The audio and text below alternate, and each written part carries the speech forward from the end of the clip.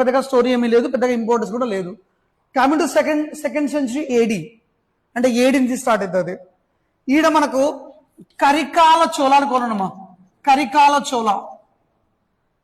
Chola is the, ఇతను కూడా మనకు ఎర్లీ చోళాస్ కిందకే వస్తాడు, బట్ లాస్ట్ లో వస్తాడు.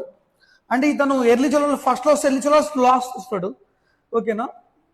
ఇతను కూడా ఒక ప్లేస్ ని ఆక్యుపై చేశాడు, ఒక ప్లేస్ ని.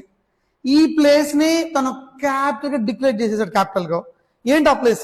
కావేరీ పట్టణం. అంటే వీళ్ళంతా ఎర్లీ ఉండేవాళ్ళు, వీళ్ళందరూ ఫస్ట్ లో ఉండేవాళ్ళు. చెప్పాను కదా, ఎర్లీ చోళాస్, ఇంపీరియల్ చోళాస్ చెప్పుకుంటూ వచ్చాను కదా. సో వీళ్ళు ఏన్షియన్ టైంలో అంటే సంఘం టైంలో ఉన్న వీళ్ళందరూ. సో వాళ్ళు పెట్టిన క్యాపిటల్ పేరు ఏంటమ్మా? కావేరీ పట్టణం. ఈ పదం రైట్. ఈ కావేరీ పట్టణం ఒక స్పెషాలిటీ ఉంది. ఏంది అంటే, ఇది near to the Kaveri river. Kaveri river కి దగ్గరలో ఉంది ఇది, అందువల్ల దానికి కావేరీ పట్టణం పేరు పెట్టారు. ఎవరు పెట్టాడు ఇది? కరికాల చోళ టైంలో, రైట్.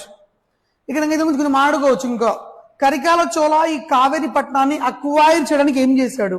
బ్యాటిల్ ఆఫ్ వెన్నీ అంటే ఒక ప్లేస్ ఉంది, ఆ ప్లేస్ ని యుద్ధం చేసి గెలుచుకున్నాడు. ఆ ప్లేస్ వెన్నీ అంటారు, ఆ ఏరియా పేరు. అక్కడ లోకల్ ట్రైబ్ తను లీడ్ చేసేవాడు. తనని డిఫీట్ చేసిన తర్వాత ఆ ఏరియా వీడు అక్వైర్ తీసేసుకొని ఆ ప్లేస్ ఏం పెట్టుకున్నాడు? కావేరీ పట్టణం అని పేరు పెట్టుకున్నాడు. ఇది ఎక్కడుంది? Near to the Kaveri river. ఇంతకు